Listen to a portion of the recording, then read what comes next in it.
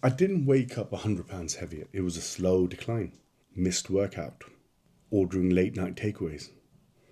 I'll start Monday, you know? That's how it began. From the outside, everything looked great. I had a great career, the business was taking over, good friends. But inside, I was starting to lose myself. So this video isn't about weight loss. It's about what happens when you trade discipline for comfort. And ultimately, you pay the price. And when you do that, how do you get back on track? When do you take control?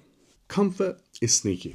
Comfort is one of the world's greatest generals because it will attack you when you least expect it.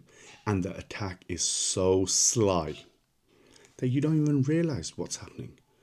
We are surrounded by comfort.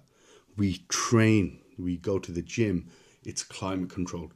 We live in houses, we've got central heating, air conditioning, everything is comfort. You don't even have to order food or make food. You can just go on the app, click, and food will be here from your nice favorite place.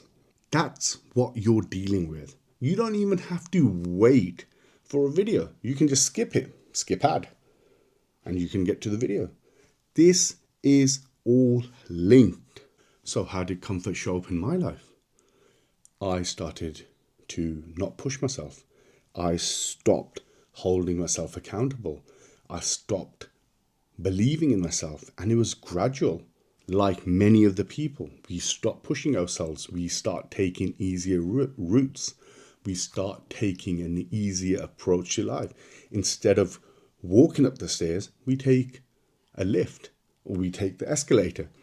And this is how the decline begins. This is how the decline begins. You don't understand it. It's happening real time as we speak. And that's ultimately how I gained 40 kilos. Clothes became slightly tighter. Shirts were becoming a bit more tighter. The buttons were becoming more tighter. But I didn't take heed of it. So what happened? Sooner or later, when I looked myself in the mirror, I couldn't recognize the man that was looking back at me. This is comfort. The truth is, most of us aren't failing because we're lazy. Most of us are failing because we have grown too comfortable. We are, in the words of the great Michael Easter, in a comfort crisis. We are failing because life is too comfortable. We would rather take a lift than walk up the stairs. We would rather have entertainment on demand, which is dopamine on demand. We're overstimulated. And ultimately, modern life has made it easy for us to survive, but impossible for us to feel alive. Here's a fun fact for you. Only 2% of the population takes or walks up the stairs when there's a lift or an escalator available. This is how comfortable we've become. And then when you realize, oh my God, I need to pivot now and I need to make a change, then you try doing a 180. But the problem is that 180, i.e., when you want to take control of the steering wheel and change direction of where you're actually going, the problem is you think it's a discipline issue. No, it's a systems issue. So discipline without systems will equal burnout because there's only so much motivation that you can rely on. You can rely on motivation initially, but to get the job done, to actually be effective and to be in control and achieve your goals, you need solid systems in place. And this is how I lost over 30 kilos, over 85 pounds. How did I lose that? It was systems. Motivation was coming and going, but it was simple systems. Walk 10K, do my strength and conditioning workouts, eat simple single ingredient foods. And occasionally I would have ultra processed food, but occasionally. But it was just sticking to the basics. Basics work. Basics are great. So you got to understand, consistency will beat great motivation every single day. Because it's impossible for you to feel motivated every single day. But I tell you what, if you set up systems, and you execute on them, you will achieve your goal, guaranteed.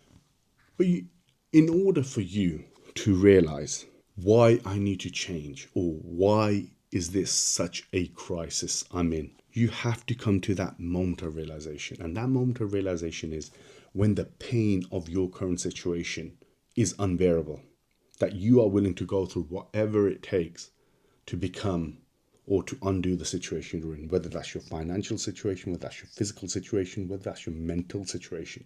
You are like, enough is enough. I will do whatever it takes. It's become too unbearable, so I'm going to do it. For me, it was literally going to a store, and it was a very nice store. I could afford most of the stuff there, but I wouldn't fit into anything. And I felt like a dumbass. I was like, what's the point of being in this situation when you can't even fit into this situation? And it was then when I realized, man, I would rather be uncomfortable than just be comfortable. I'd rather get comfortable being uncomfortable. Because if this is what, and I guarantee you, man, when you actually achieve your goals like I did, and I've got some way to go as well, I want to get that below 100 kilos, it makes you think. When you can address that fundamental issue of life is supposed to be uncomfortable, you are supposed to welcome adversity. And I don't mean, be like David Goggins. No, I mean, like, take a cold shower. Don't eat after 8. Take the staircase. There's so much you can do. And this is where Misogi comes in. This is every single day you can do something to implement some hardship in your life, so you become accustomed to it. That's what I started doing. That's how I lost 80 pounds. And since I've lost 85 pounds, I feel so much stronger. I feel so much alive. I feel better mentally, physically, spiritually. It's amazing. And this is what I want to give back. This is why I want to introduce the Misogi practice to everyone, to do the impossible, to accept intentional hardship every single day. Take the staircase, walk 15,000 steps a day, be in a calorie deficit, implement some hardship, man. You will feel spiritually alive. Your mind will be clearer. Your body will feel stronger. And this is how we're going to change the world, man, because we are in a crisis. And if you feel like you've let yourself go or you're too far gone, don't be disheartened.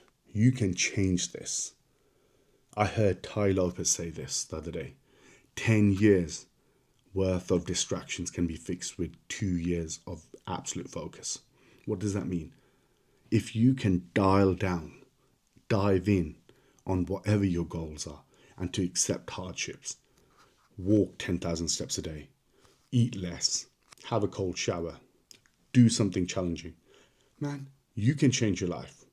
And this is my invitation to you. If you have found this useful, if you found I've said something that's made you think, share the message, give me a follow. I'll see you Tuesday.